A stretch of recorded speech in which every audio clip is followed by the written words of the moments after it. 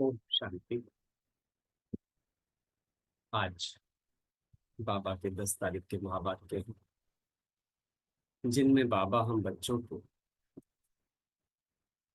सच्चा दिल, साफ दिल होने की गहरी शिक्षा दे रहे हैं।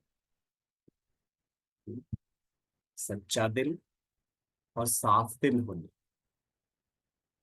बाबा कहते हैं बाबा को सच्चे और ईमानदार बच्चे बहुत पसंद हैं। और बाबा ने आज सच्चाई और ईमानदारी की जिस स्टेज की बात की है, वो स्टेज है यज्ञ के प्रति वफादारी। क्योंकि यज्ञ किसने रचा है? ये रुद्र का यज्ञ, बचा हुआ यज्ञ है। और इसके प्रति हम सभी का जो फर्ज है, बाबा ने याद दिलाया है। आज आप देख रहे हैं ना, आज हमारी दादी जिन्होंने 78 वर्षों तक यज्ञ की सेवा की, वफादारी के साथ, ईमानदारी के साथ, आज हम सब उनको क्या कर रहे हैं? अपनी श्रद्धांजलि दे रहे हैं। क्यों? क्योंकि उन्होंने इतना महान कर्म किया है। उनकी महानता उनके कर्मों से दिख रही है। तो ऐसे ही हमें अपने बड़ों से ये प्रेरणा लेनी है कि अपनी अंतिम श्वास तक हम यज्ञ के प्रति कितनी वफादारी से जीते हैं। कई बार क्या होता है, क्या अपने से सवाल पूछ के देखिए, जो यज्ञ में उसके चीफ बन के भी रहे, तो क्या उन्होंने यज्ञ में कमियां, अच्छाइयां, बुराइयां सब दौर से नहीं गुजरे होंगे? गुजरे होंगे। तो क्या वो क्रिटिसाइजर बन गए? नहीं। उन्होंने वहां की कमियों को देख करके क्या अपने आप को साइड कर लिया? नहीं। यही फर्क होता है एक साधारण जन में और एक यज्ञ रक्षक। मैं तो रोजाना एक प्रैक्टिस से जरूर करता हूँ। मैं आजकल आप सबको बताता रहता हूँ ये करके। तो आज जैसे ही मुरली में आती है तो मुझे वो याद आ जाती है, तो मैं रोज लिखता हूँ, थैंक यू प्यारे बाबा, आपने मुझ आत्मा को सच्चा यज्ञ सेवक, यज्ञ रक्षक, यज्ञ का गर्व बनाया है। तो यज्ञ का गर्व बनने के लिए क्या जरूरी है? सच्चा सेवक होना जरूरी है। जो सच्चा सेवक होगा उसमें स्वार्थ नहीं होगा। और जब स्वार्थ नहीं होगा, वही रक्षक बन पाएगा। क्योंकि स्वार्थ वाला क्रिटिसाइजर बन जाएगा। स्वार्थ वाले की बात होगी, जब उसके पक्ष की बात होगी तो बड़ा खुश महसूस करेगा। जब उसके पक्ष की बात नहीं होगी तो बड़ा नाराज फील करेगा। जब उसके मन माफिक चीज हो जाएगी तो यज्ञ सेवक बन जाएगा। जब उसके मन माफिक चीज नहीं होगी तो फिर वो क्रिटिसाइजर बन जाएगा, कंप्लेन करने वाला बन जाएगा। तो इन सारी बातों पे हमें विचार करना है। ऐसी सेंटरों पे चलता रहता है। हमें अपने, कहीं पर भी हम हैं, ठीक है, कुछ ऐसी चीजें हो सकती हैं कि मुझे किसी की बात पसंद ना आए, किसी का व्यवहार पसंद ना आए, लेकिन उससे क्या मेरी यज्ञ सेवा प्रभावित होनी चाहिए? क्या उसके द्वारा मुझे मेरे कर्म खराब कर लेने चाहिए? कई बार अगर सपोज करिए मुझे किसी का व्यवहार पसंद नहीं आया, किसी की बात पसंद नहीं आई, अब ध्यान से सुनना है इस बात को। लेकिन यदि मैं वह व्यवहार, वह बात किसी दूसरे के साथ डिस्कस कर रहा हूँ, तो मेरे डिस्कशन का मैटर क्या है? किसी की खराब आदत, किसी की खराब बात। तो जो खराब बात, खराब आदत मुझे खराब लगी है, तो उसका डिस्कशन दूसरे की फीलिंग को भी खराब करेगा या अच्छा करेगा? और खराब करेगा। तो मैं खराब का प्रमोटर बन गया ना, मैं खराब का सेल्समैन बन गया ना। और जब मैं खराब का सेल्समैन बनूंगा, तो चेन किसकी बन गई है? खराबी की, गंदगी की। फिर सच्चाई सफाई कहाँ रही? अगर कहीं कोई गंदा हो जाता है, अब सपोज आपके घर में कहीं पे कुछ गंदगी रही, किसी ने झाड़ू लगाई और गंदगी रह गई, तो अब क्या घर के हर मेंबर को बुला बुला के दिखाओगे, देखो देखो इन्होंने गंदगी छोड़ दी है? तो इससे क्या होगा? हमें यही करते, अरे गंदगी रह गई है, तुम झाड़ू लेके साफ करके उसको डाल दो। लेकिन हम सबको दिखाएंगे, जताएंगे पहले, तो देखो ये सही से काम नहीं करते। इससे क्या हुआ? जो उसने कार्य कितना किया, सपोज किसी ने घर का सारा एरिया साफ कर दिया, 1000 स्क्वायर फीट का, और मैं कहता हूँ कहीं किसी कोने में दो चार जगह पर थोड़ी बहुत कुछ गंद रह भी गई, तो हम इसे विशाल हृदय के साथ में उस छोटी सी चीज को खुद साफ करके उसकी सफाई को मान देने की बजाय उसके इतने सारे किए गए अच्छे काम को एक कोने के लिए बर्बाद कर देते हैं। और फिर कहते हैं अरे मैंने तो सही बात ही तो बताई थी, ये बुरा मान गए। आपने सही बात कहाँ बताई? सही बात तो तब होती जब आप उसके किए गए उतने अच्छे कार्य के लिए हाँ, उसका सम्मान करते। ये बहुत छोटी छोटी बातें हैं जो अंतर्मुखता की गुफा में जाके समझ में आती है। जीवन में याद रखना, एक लाइन लिख लो आप, बहुत बढ़िया लाइन बाबा याद दिला रहे हैं। जो दूसरों की स्थिरता को चोट पहुंचाता है वो कभी स्थिर चित नहीं हो सकता। आपका कौन सा कर्म, कौन सी बात, कौन सा विचार दूसरों के स्थिरता को चोट पहुंचा रहा है, उन्हें अस्थिर कर रहा है, भले ही वो उनकी कमजोरी है, लेकिन क्या तुम्हारी बात उसके निमित्त बन रही है? क्या तुम्हारा व्यवहार उसके निमित्त बन रहा है कि उसकी उस कमजोरी को जागृत करने का? तो आप कमजोरियों को जागृत करने वाले बन गए, ना कि अच्छाइयों को जागृत करने वाले। अब इससे भी दो बातें आती हैं। यदि तुम कमजोरी को ठीक करने के निमित्त हो, लाइक डॉक्टर, डॉक्टर के पास मरीज गया, हाँ, दो बातें समझ नहीं, ये बड़ी गहरी चीज है ये। डॉक्टर के पास मरीज गया और मरीज ने जाने के बाद अपनी बीमारियां बताई, या डॉक्टर ने उसकी बीमारियां जगाने के लिए कोई दवाई दी और उससे उसकी बीमारी को इग्नाइट किया। That is the profession of doctor, क्योंकि वो जानता है कि उसे निकाल के ठीक करना है। लेकिन आप सपोज करो घर में कोई और है, वो जाकर के, जिसे उस बीमारी को ठीक करना आता नहीं है, वो कुछ ऐसा खाना सर्व कर दे, कोई चीज दे दे, उसकी बीमारी इग्नाइट हो जाए, अब क्या होगा? संभालेगा कौन? तो ऐसे ही यदि बाबा की बनाई गई मर्यादाएं और उन मर्यादाओं को सिखाने वाले टीचर्स के द्वारा कोई चीज ऐसी इग्नाइट हो रही है किसी के व्यवहार के अंदर, तो उसे इग्नाइट करना नहीं कहेंगे। क्यों? क्योंकि वो तो डॉक्टर को जागृत करनी पड़ेगी, वो तो टीचर को पेपर दे करके प्रॉब्लम को जानना पड़ेगा ताकि उसकी प्रॉब्लम दूर की जा सके। लेकिन मेरे डिस्कशन के आधार पर, यहां वहां बुराई करने के आधार पर किसी की बुराई बढ़ गई, ये पाप के खाते में जाएगा। और ऐसे पाप हम दिन रात करते हैं, और ये पाप हमारे मन के बोझों को बढ़ाते हैं। बहुत ध्यान समझना, ये बहुत छोटी छोटी चीजें हैं, इन पे ध्यान नहीं दिया तो ये लाइफ को इतनी प्रॉब्लम में डाल देंगे कि जो मैं समझ नहीं आएगी। और यही चीज हमारा चार्ट बिगाड़ देती है, जिसकी बात बाबा जी मुरली में कर रहे हैं कि यदि तुम अपनी उन्नति रोज करना चाहते हो तो रोज का पोता मेल निकालो कि आज मैंने क्या किया। इस लाइन को हमेशा अपने दिल दिमाग में बैठा लेना चाहिए हमको कि कर्म में योग और योग में कर्म, इन दोनों चीजों को हम बहुत गहराई से समझ गए तो चीजें आसान हो जाएंगी।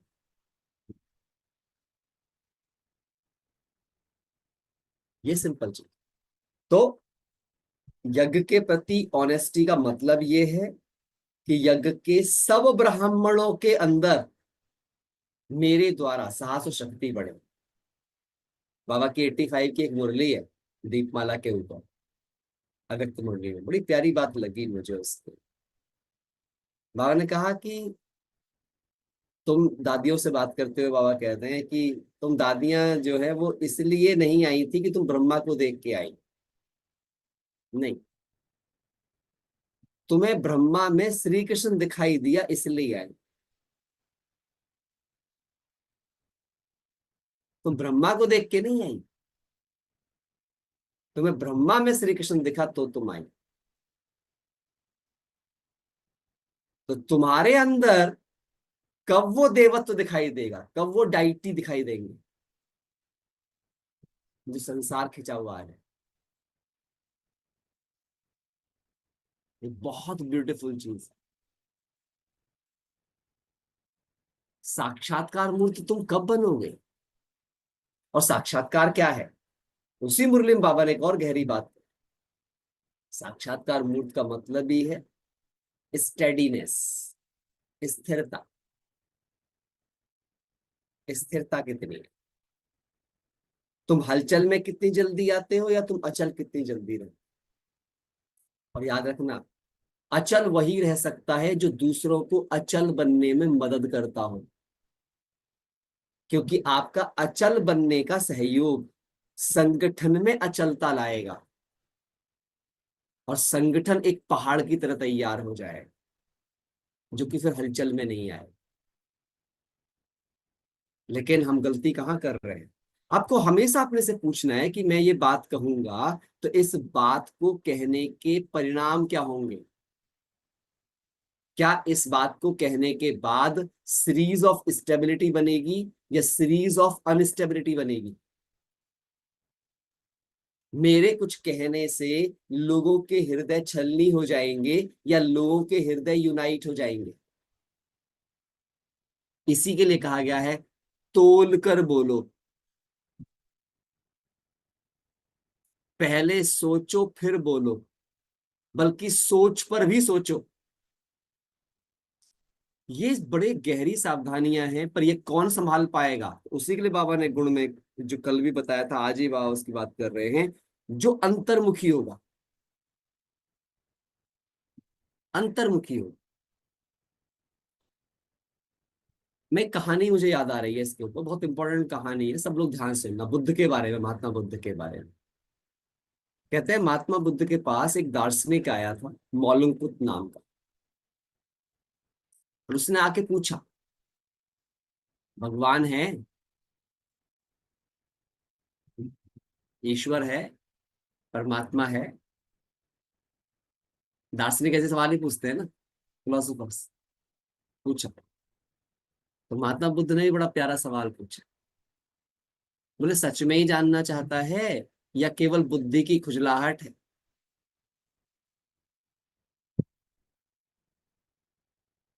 खाली पूछने के लिए पूछ रहा है, बुद्धि में खुजली हो रही है इसलिए पूछ रहा है, या सच में जानना चाहता है? कहता है नहीं, ऐसे कैसे कह सकते हैं आप, क्षत्रिय था बोलो, ऐसे कैसे कह सकते हैं आप, मैं जानने के लिए ही आया हूं। तो बोले कुछ दाव पे लगाने को तैयार है? दाव पे क्या लगाएगा? जानना तो चाहता है।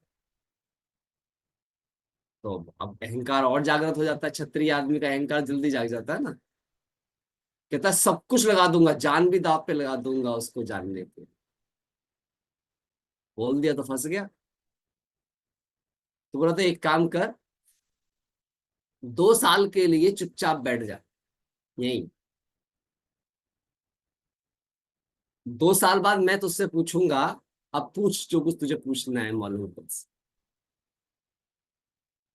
अब ये तो बड़ा सक में पड़ गया कि बता क्या पूछने के लिए आया था, ये क्या कह रहा है, और मैं जवान दे चुका हूं कि जो कहेगा वो करूंगा, सब कुछ लगाने के लिए तैयार हूं। अब इसने शर्त ऐसी रख दी कि 2 साल तक चुप बैठना है।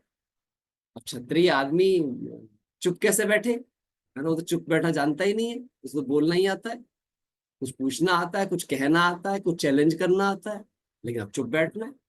2 साल बाद कुछ बताऊंगा।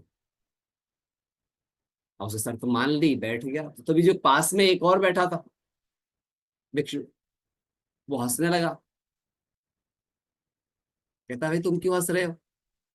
कहता आज ही पूछ ले, जब मैं भी यही पूछने के लिए आया था, मुझे भी इन शख्स ने 2 साल के लिए चुपचाप बिठा दिया,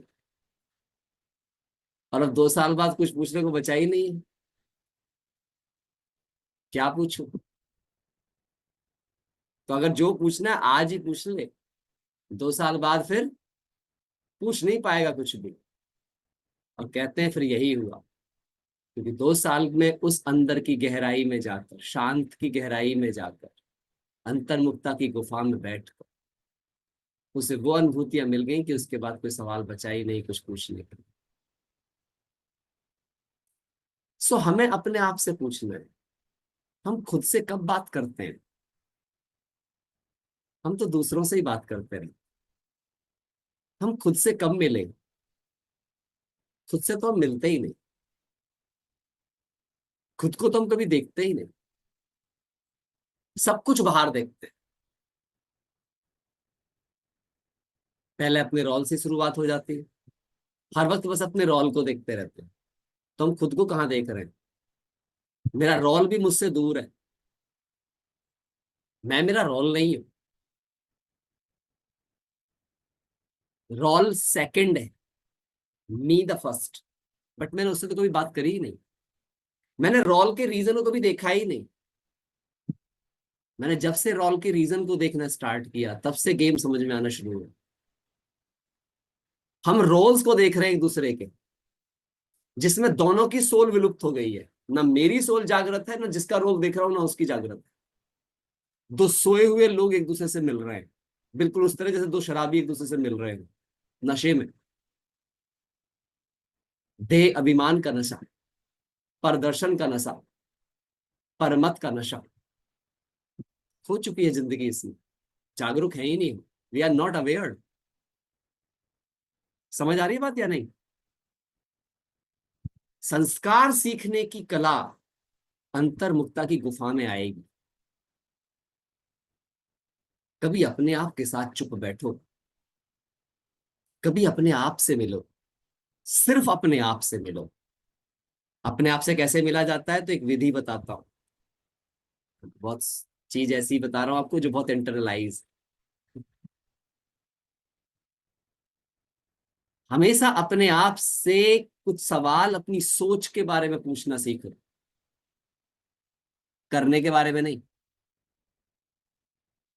यदि सच में बीइंग बनना चाहते हो तो थिंकिंग के बारे में सवाल करना सीखो। जो भी सोच रही हूं वही क्यों सोच रही हूं।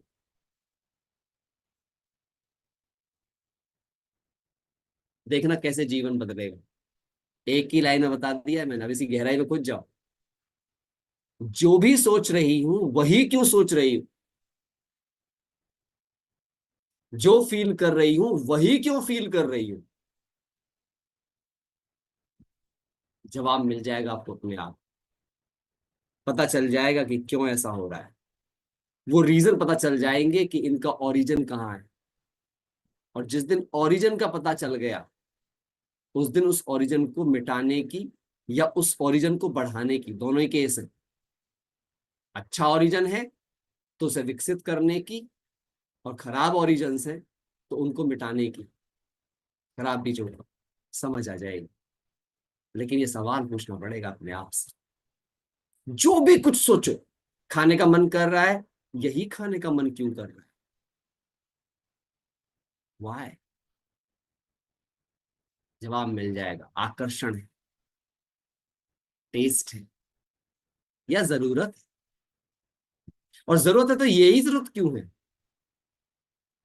यही क्यों। वाई अटैच, मैं इससे बाउंड हो चुकी हूं, I am attached with it, या और कोई रीजन है। ये ना मिला तो क्या होगा। जिस दिन अपने थॉट्स पर ये काम करना स्टार्ट करोगे ना, तब समझ में आएगी रियल अध्यात्म। अभी तो हम दूसरों से बात कर रहे हैं, अभी तो हम दूसरों के बारे में सवाल कर रहे हैं। ये ऐसा क्यों करता है, वो वैसा क्यों करता है, इन्हें ये नहीं करना चाहिए, उन्हें वो नहीं करना चाहिए। लेकिन कभी अपने से पूछा है, मैं जो भी कर रहा हूं, जो भी सोच रहा हूं, जैसे देख रहा हूं, जिसको देख रहा हूं, क्यों। वाह। आत्म चेतना को जगाने के लिए जब आप इन सवालों को पूछोगे, आप देखना कैसे आपकी लाइफ में एक अलग तरह की, वो कहते हैं ना, चिंगारी जाग उठे। सुनते हैं बाबा के महावाक्य, बाबा के शब्दों में, मीठे